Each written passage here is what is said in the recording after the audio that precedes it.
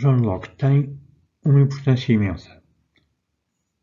Toda a teoria política posterior a Locke é devedora dele e muita da organização política do mundo ocidental e mesmo para além dele deve imenso às reflexões de John Locke.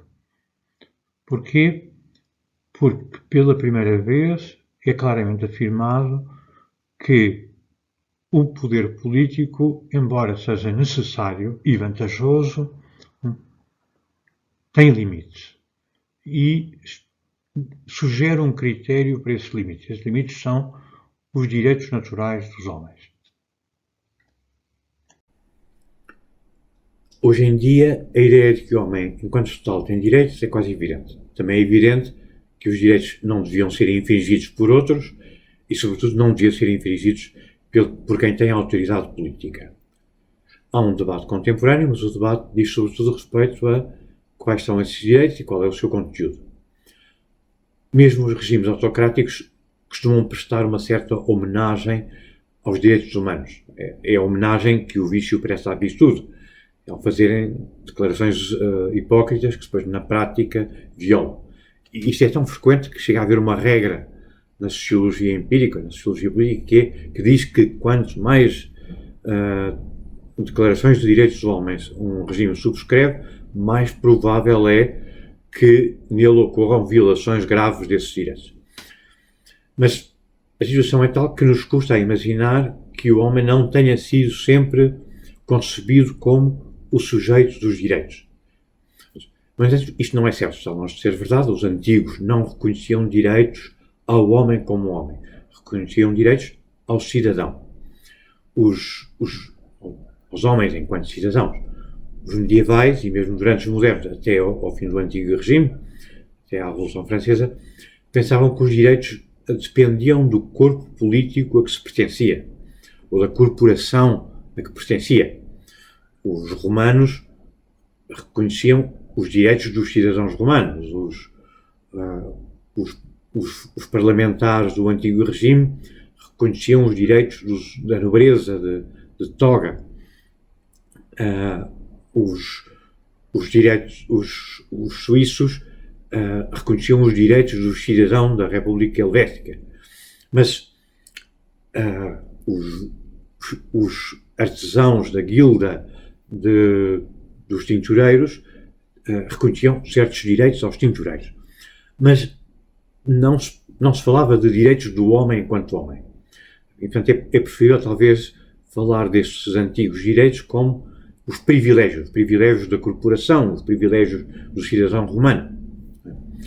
Obviamente, mesmo no debate atual, há uma certa dificuldade em explicar a base e mesmo a natureza dos atuais direitos que o homem tem enquanto homem. Mas parece que, se não houver nenhuma de instituições, não houver um mínimo de instituições básicas ou um certo quadro cívico, não se pode propriamente especificar o conteúdo dos direitos. O que é o direito de propriedade, o direito de viajar para o estrangeiro se não há fronteiras, ou se não há propriedade porque a tribo é nómada, ou o que é o direito às férias pagas se não há o conceito de férias. Mas mesmo aqueles que dizem que os direitos do homem como homem, os direitos naturais do homem, são tão míticos como as bruxas e os unicórnios, quer dizer, não se pode provar que não existem, mas também não há provas de que existem, não negam que o homem seja o titular dos direitos fundamentais. Digam-nos apenas que os direitos pressupõem um quadro histórico e político. Como foi possível que tenhamos chegado a esta situação em que é óbvio que o homem é o sujeito dos direitos? Para compreender, é importante observar que houve na filosofia do século XVII uma mudança radical de ênfase. Antes, os cidadãos tinham, tanto na vida moral como na vida cívica, certos deveres naturais. A partir do século XVII, parece evidente, inegável, que o homem é o titular de certos direitos. Os deveres naturais eram aqueles preceitos da lei natural que tinham sido identificados pelos medievais. Aquino, por exemplo, como vimos, considera que são preceitos da lei natural, aqueles preceitos que a razão pode descobrir sobre o que é bom para nós. Por exemplo, é bom viver em vez de morrer, é bom ser saudável em vez de estar doente e, portanto, temos o dever de preservar a nossa vida. Há um preceito natural de preservar a vida. Há também certos preceitos relativos ao que é necessário para o nosso bem-estar. Por exemplo, devemos viver em harmonia com os outros cidadãos da nossa comunidade, mas isso é muito diferente de dizer que existe um direito natural a viver ou um direito natural ao bem-estar. É muito diferente dizer que a justificação da sociedade política, sobretudo, é o facto de ela salvaguardar os nossos direitos naturais, em vez de ser, como dizia até aqui, que a sociedade política justificava-se porque ela nos permitia, como seres naturalmente sociais, cumprir os nossos deveres naturais em relação aos outros e também em relação a Deus.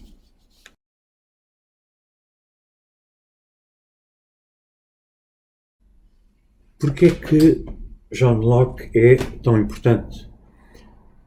John Locke era considerado já na sua época um dos filósofos políticos mais influentes.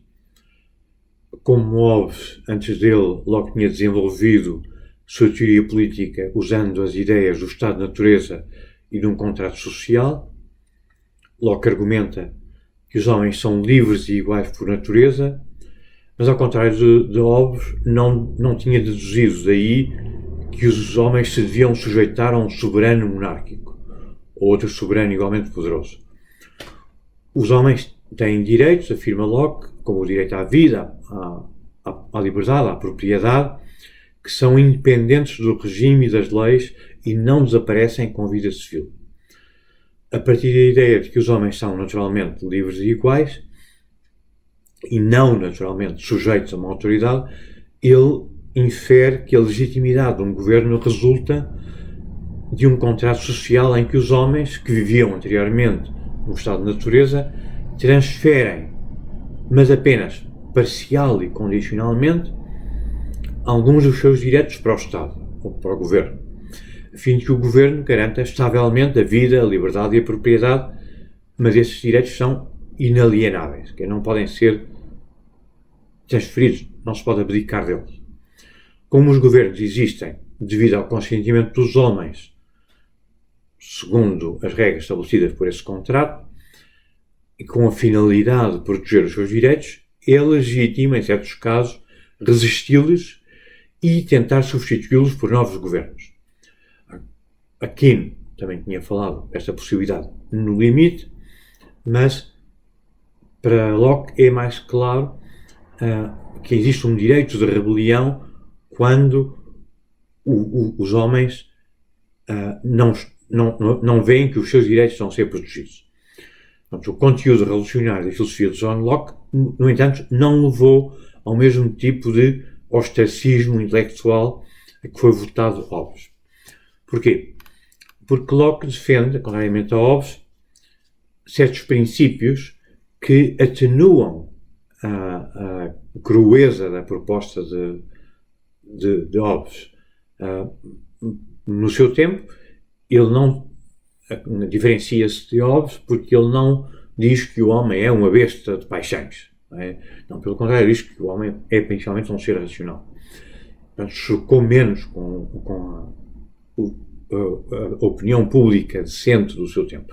Por outro lado, para nós é importante porque ele defendeu o princípio da regra maioritária, a separação dos poderes legislativo e executivo e, finalmente, e não menos importante, talvez até mais importante, ele escreveu um conjunto de cartas sobre a tolerância em que estabelece a ideia de que a coerção, a força, não é um meio legítimo para levar as pessoas a acreditar na verdadeira religião e negou até que devia ser permitido ou devia ser legal que as igrejas tivessem poder coercivo sobre os seus membros.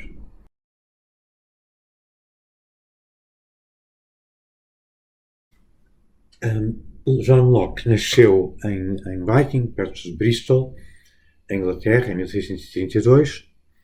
Cresceu num dos séculos mais turbulentos da história da Inglaterra, com constantes mudanças e violentas mudanças na forma do governo e até na religião proposta pelo Estado.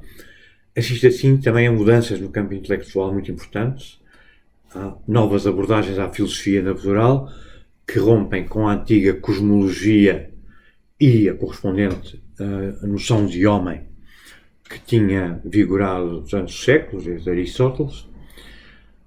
A educação de Locke foi facilitada pelo serviço militar do pai, Alexander Popham, o comandante do pai de Locke, torna-se deputado no Parlamento inglês e patrocina a educação do jovem Locke, que começa a frequentar a prestigiada Westminster School, em Londres, em 1647, e depois de Westminster ele, logicamente, vai para College Christian Church na Universidade de Oxford.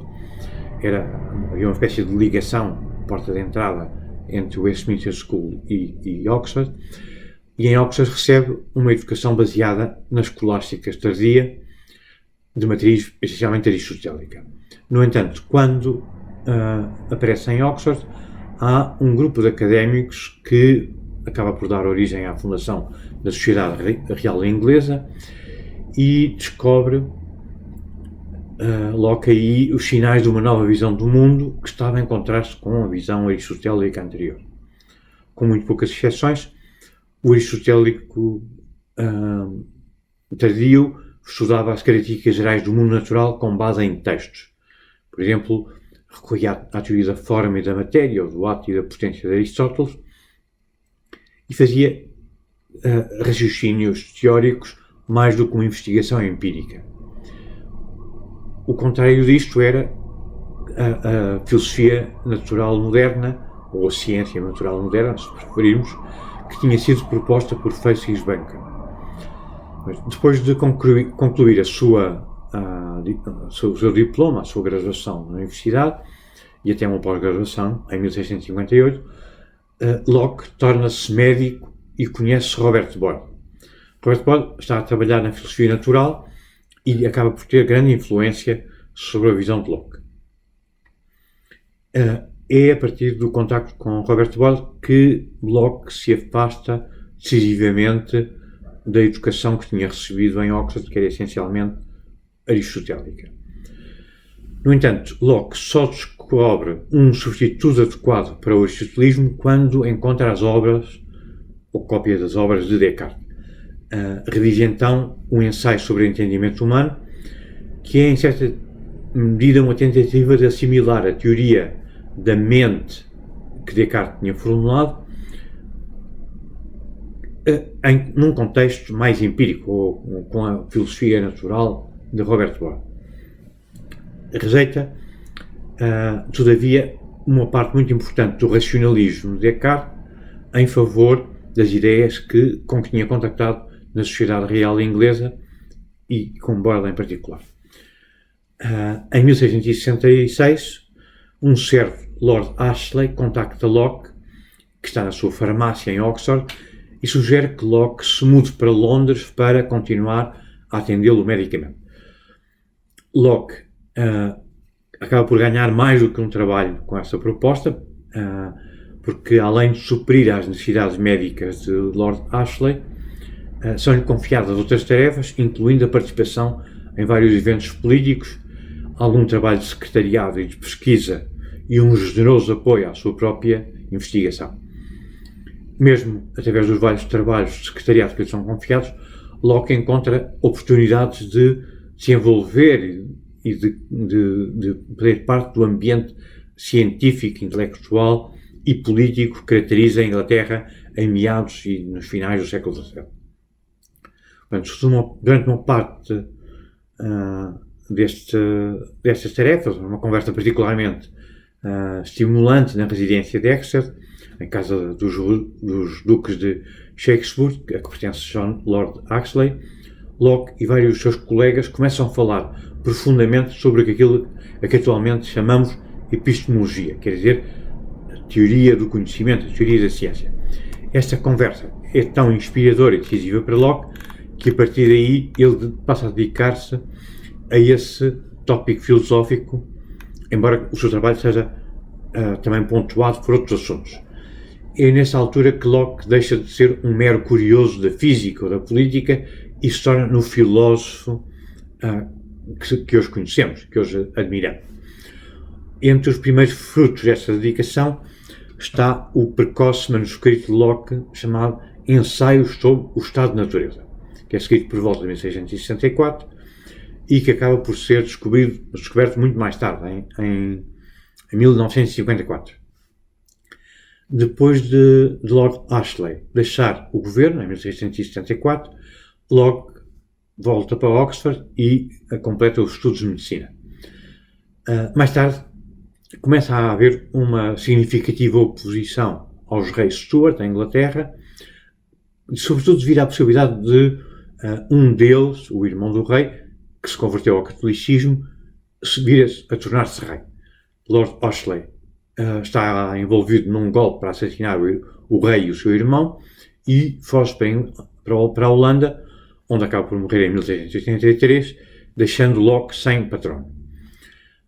Locke acaba por ter que fugir também para a Holanda em 1683, porque a associação com Lord Ashley é conhecida, e toma conhecimento, quando está na Holanda, de uma drástica modificação da situação dos protestantes em França, devido à revogação do Edito de Nantes, que se dá 2 anos depois. Os protestantes tinham a sua religião protegida em França por um edito chamado Edito de Nantes. Com o edito estava previsto que vigorasse durante um certo tempo, mas acaba por ser revogado nesta altura e há muitos protestantes são mortos na rebelião contra o rei de França e outros fogem, e esta perseguição religiosa leva Locke a escrever ou a fazer o rascunho de uma carta sobre a tolerância, ao mesmo tempo que está a escrever o ensaio sobre o entendimento humano, a sua obra filosófica ou epistemológica mais famosa. Esta obra é escrita em latim, Epístola de Tolerância, e é publicada em 1689 e depois rapidamente traduzida por outras línguas. Enquanto Locke está refugiado na Holanda, Carlos II, o rei Stuart, morre a 6 de fevereiro de 1685 e sucede-lhe o seu irmão Jaime II, também da mesma dinastia.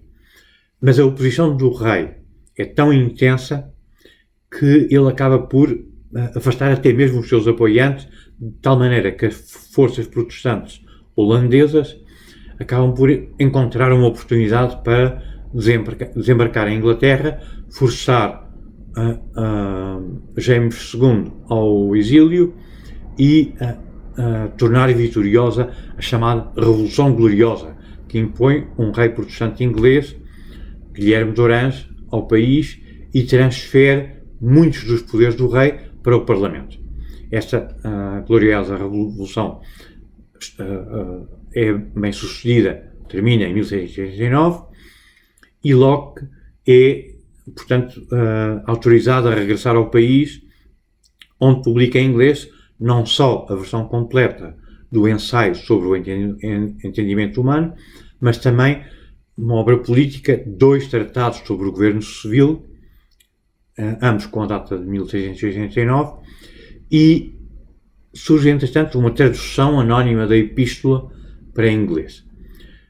Regressa também à vida ativa como influente da poderosa Câmara do Comércio, o Board of Trade, com ambos os poderes, nomeadamente no que toca à gestão das colónias americanas.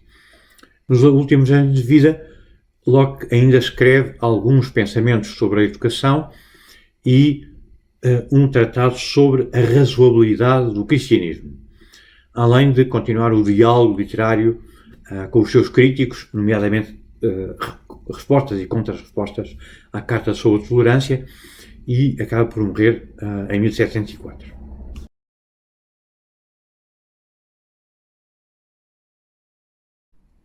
Apesar das reviravoltas da vida de John Locke, devido à turbulência política da Inglaterra do seu tempo, o percurso de John Locke é, inclusive o seu percurso intelectual, é de certa maneira paralelo ao de Hobbes. Ambos estudam em Oxford, ambos encontram, a certa altura da sua vida, uma nova filosofia natural empirista, ambos assistem a revoluções e a guerras civis violentas, ambos defendem teorias paralelas sobre o estado natural do homem e sobre a origem da sociedade em função de um contrato social que os homens fazem entre si, mas ao contrário do que se passa com Hobbes, que se tornou rapidamente alvo de desprezo e de opróbrio pelos seus contemporâneos, os contemporâneos de Locke e a posteridade de Locke nunca sentiu desprezo pelo prudente Locke, pelo judicioso Locke. Parte da resposta para este diferente destino das suas teorias pode ser a adesão de Locke à tradição moral cristã, que é muito diferente do manifesto ateísmo de Hobbes. O conceito central da filosofia política de John Locke é a teoria da lei natural e a sua teoria dos direitos naturais. A ideia de lei natural existe muito antes de Locke, como já vimos. É uma maneira de expressar a tese de que existem certas verdades morais que se aplicam e são, talvez, acessíveis a todos os homens através da razão, independentemente de onde vivam ou das convenções da sua sociedade. A ideia de lei natural começa com os estoicos, foi adotada pelos pensadores cristãos e, pelo menos desde a Carta aos Romanos de São Paulo, e aparece até talvez ainda mais cedo em certas viagens ou certos contactos dos primeiros cristãos, os Timóteo, que mantiveram contacto com os estoicos em Atenas. A noção de lei natural afirma que há uma diferença entre as leis que existem por natureza e, portanto, são geralmente aplicáveis, são em vigor por todo o lado, e aquelas que são meramente convencionais e que se aplicam a certos lugares e épocas da história, onde certos costumes ou certas leis vigoram. Nós formulamos a diferença entre leis naturais e as leis de uma certa comunidade política, histórica concreta, dizendo que esta é a diferença entre lei natural e lei positiva. Lei positiva são os decretos-leis do governo, as leis da Assembleia, a Constituição mesmo. A lei natural é também diferente da lei divina, que, de acordo com a tradição judaica cristã, inclui as leis que Deus revelou por meio dos profetas e outros autores a Moisés primeiro e depois à Igreja. A lei natural pode ser descoberta pela mera razão, não exige a fé e, portanto, aplica-se a todos os seres racionais, enquanto a lei divina só pode ser conhecida pela fé e só se aplica àqueles a quem Deus vincula pela revelação. Locke, por exemplo, argumenta que nem sequer a totalidade dos princípios dos 10 mandamentos, do Decálogo, obrigam toda a gente. Por exemplo, não matar, sim, talvez obrigue toda a gente, mas não é claro que todos os mandamentos obrigam toda a gente, porque os Decálogo começa justamente por dizer ouve, ó Israel. Portanto, aquilo é a lei que Deus entrega ao povo judeu.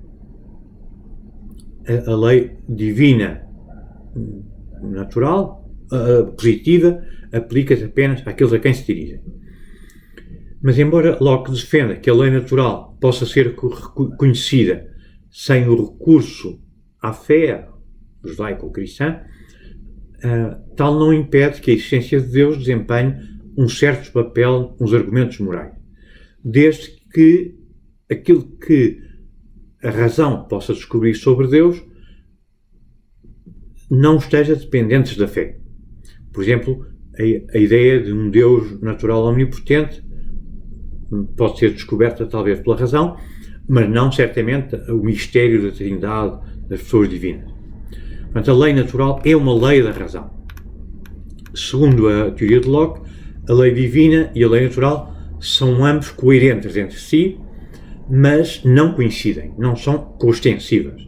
Portanto, para Locke afirmar que a Bíblia propõe um código moral mais rigoroso do que aquele que decorre da lei natural, não é nada que seja contrário à razão ou inconsistente, é, pelo contrário, de esperar. Mas a Bíblia não pode nunca ensinar nada que seja contrário à lei natural. Na prática, quando Locke tropeça em alguma coisa que lhe parece uma contradição, leva-o a interpretar as passagens bíblicas de maneira a torná-las coerentes com a sua visão da lei natural, revendo a Bíblia com uma certa licença, com uma certa liberdade. As leis da natureza de Hobbes substituem o paraíso bíblico pelo violento estado de natureza, mas em compensação a teoria de Locke parece à primeira vez mais próxima da tradição cristã da lei natural. E, portanto, foi mais facilmente aceito e é muito mais influente no seu tempo e ainda hoje.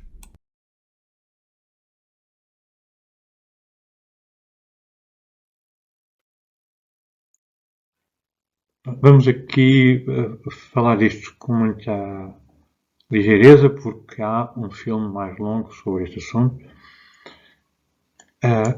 Vale a pena, no entanto, recordar que a nós nos parece mais ou menos óbvio que os homens têm direito. Se a pessoa vive num certo território, tem direito à saúde, ou a usar as estradas, ou a comerciar, a exprimir o seu pensamento, e que tem esses direitos porque é um ser humano. É uma mulher, um homem, uma pessoa calva ou cabeluda, mas esses direitos têm não por ser mulher ou por ser homem, mas por ser um ser humano. Ora, esta ideia não era de modo nenhum óbvia para os antigos. Os antigos não reconheciam direitos ao homem como homem, mas apenas como cidadão, como membro de uma cidade ou de uma nação. E vemos que é fácil regressar até esta ideia. Hoje em dia, por exemplo, podemos perguntar-nos, será que os estrangeiros, os americanos, ou os russos, ou os espanhóis têm direito a ser recebidos no nosso sistema de saúde? Ou têm o direito de entrar aqui neste país? Este género de limitações aos direitos era a regra no mundo antigo e mesmo no mundo medieval. A pessoa tinha direitos se pertencia a uma certa comunidade política. Não por ser homem, mas por ser cidadão português, ou cidadão mexicano, ou cidadão americano. O que era reconhecido era que o homem tinha certos deveres básicos. Certo dever de prestar assistência, o dever de adorar a Deus, o dever de colaborar na defesa da comunidade política, o dever de contribuir para a sua prosperidade, para o bem-estar dos outros, mas não havia uma contrapartida de direitos.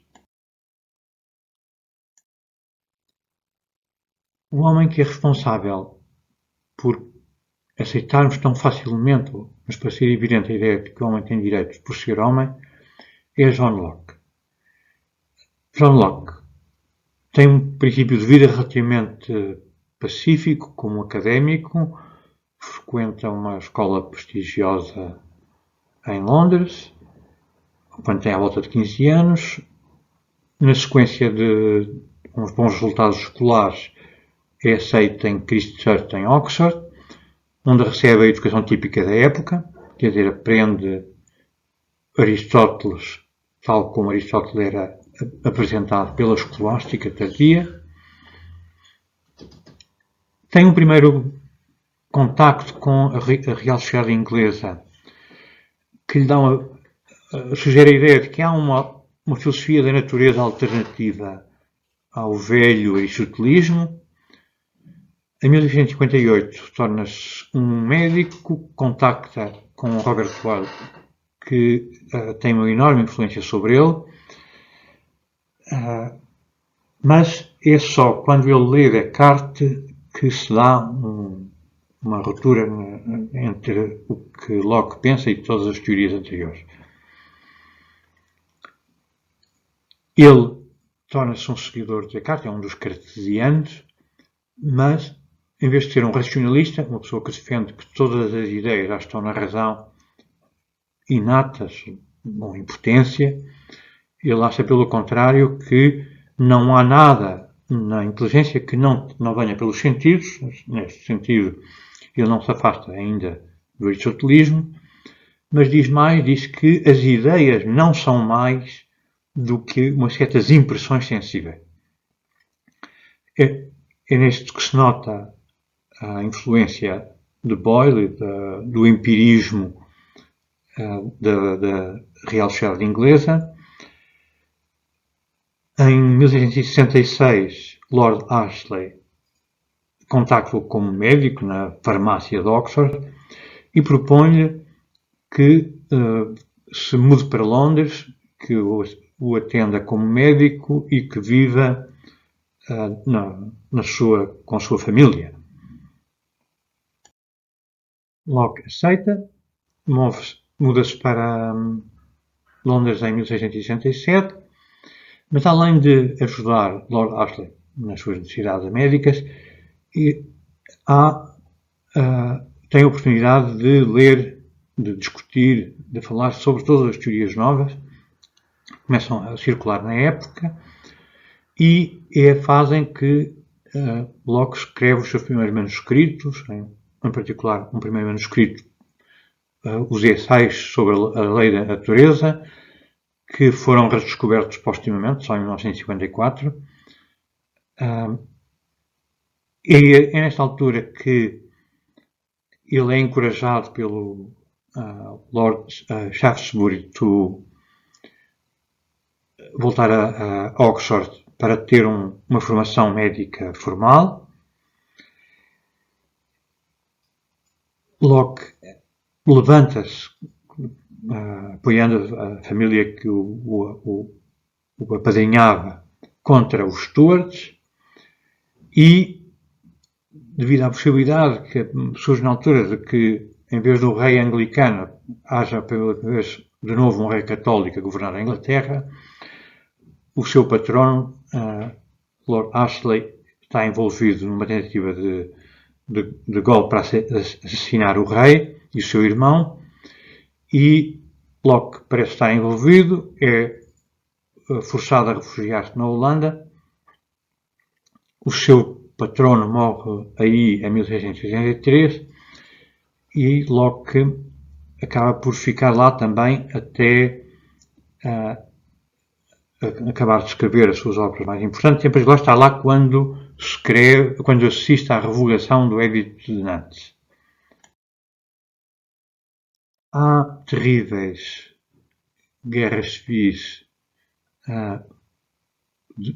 baseadas em discussões religiosas ou usando a religião como pretexto, sobretudo a partir do momento em que Lutero diz que os príncipes alemães têm direito a determinar a religião dos seus súbditos e que têm o poder de se apropriar de todos os bens que tinham sido doados à Igreja.